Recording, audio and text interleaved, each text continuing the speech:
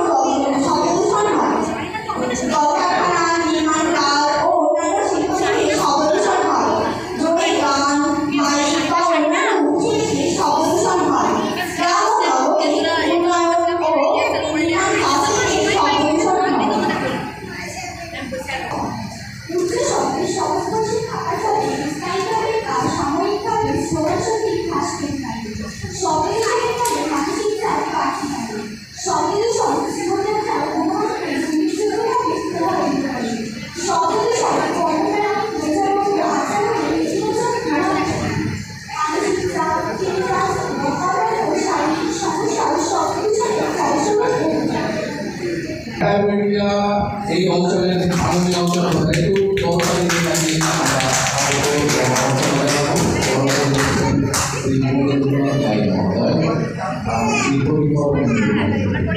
আমাদের এই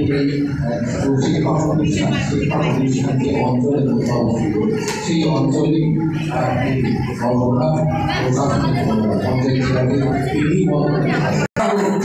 শিক্ষা প্রতিষ্ঠান বা এই শিক্ষা প্রতিষ্ঠান সমূহ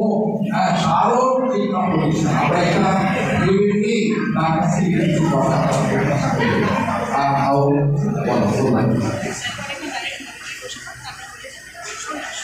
হ্যাঁ, আরামসে বসো, কোনো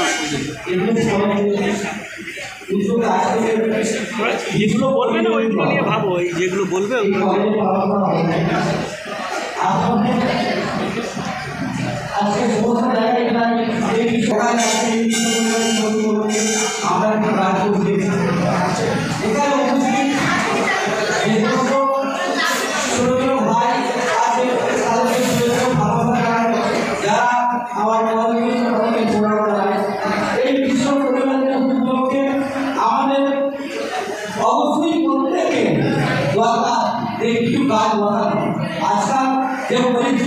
সবাই গাছ কেটে ফেলছি আমরা,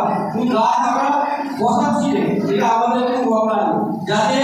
আগামী দিনে এইসব উদ্যোগ নিয়ে এলাকায় যাতে বেশি করে এই বৃক্ষরোপণ করা যায়, বললে পরে এলাকা পরিবেশ খুব ভালো থাকবে, পরিবেশ নষ্ট হবে না। আজকে যেমন গাছপালা নেই বলে মানুষের খুব পরিস্থিতি খারাপ, আজকে বৃষ্টি হচ্ছে না, এই নতুন তার জন্য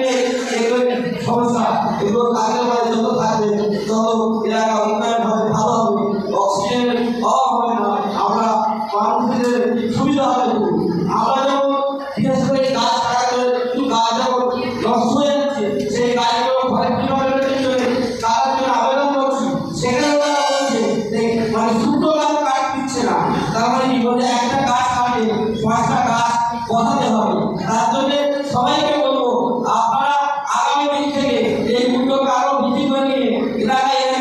যাতে বৃক্ষরোপণ করা যায়, আর কেউ যেন গাছপালা না কাটতে পারে এদিকে সবাই লক্ষ্য রাখবে। সবাইকে আর একবার শুভেচ্ছা ভালোবাসা জানিয়ে সবাই ভালো থাকবে, সুস্থ থাকবে এবং তিনি কর্মদান এরেস করে ওনাকেও শুভেচ্ছা ভালোবাসা জানাবে।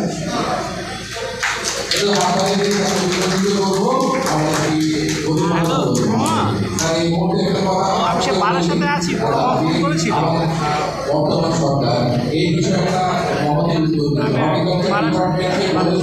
প্রত্যেকটা স্বনির্ভর দলকে কিন্তু চারা দিতে হবে, তারা গ্রামের মহল্লা এবং পাড়ায় পাড়ায় এই চারাগুলো আগামী দিন আরো পশ্চিমবঙ্গ সবুজ আকার হয়, সবুজের সুবিধা গড়ে ওঠে, অক্সিজেনের সমৃদ্ধ হয়, তারই উদ্যোগ দেয়, অর্থাৎ সরকারের একটা ব্যাপক উদ্যোগ একদম। তো আপনার এলাকার এই দলটাকে আপনি দেখবেন প্রত্যাশা করবেন। ডক্টর অদিতি সরকার মহাশয় চাইল্ড স্পেশালিস্ট তাকেও আজকে এই দিনটায় উপস্থিতির উদ্দেশ্যে আমার ছোট্ট বক্তব্য করব। প্রথমত আজকের এই বিশ্ব পরিবেশ দিবস দিনটা আমাদের আজকের দিনে খুব তাৎপর্যমান হয়েছে, কারণ চারিদিকে এত পরিমাণ দূষণ এবং সমস্ত পরিবেশ দূষণের সাথে সাথে পরিবেশের যদি হাতে হাতে আমরা যদি অল্প অল্প করে কাজ যদি আমরা পরিবেশের জন্য করতে পারি, তাহলে এই যে পরিবেশের যে দূষণ বা মেইনলি যে কার্বন এমিশন, এই কার্বনটাই নামিয়ে আনতে পারি। আর কার্বন এমিশনটাকে শুধু কমানোর জন্য শুধু গাছ লাগানো বা তার যত্ন সেটা শুধু নয়, গাছ লাগানোর সাথে সাথে এই যে এমিশনটাকে বন্ধ করার জন্য আমাদের সমস্ত পরিকল্পনা নিতে হবে। বিশেষ করে যে যত কলকারখানা এখন তৈরি হচ্ছে, তার কলকারখানা থেকে যে দূষণটা ছড়াচ্ছে, তার যে মেজারমেন্ট সেটাকে কমানোর জন্য এখন নতুন অনেক টেকনোলজি আছে এবং নতুন যে এগ্রিকালচারের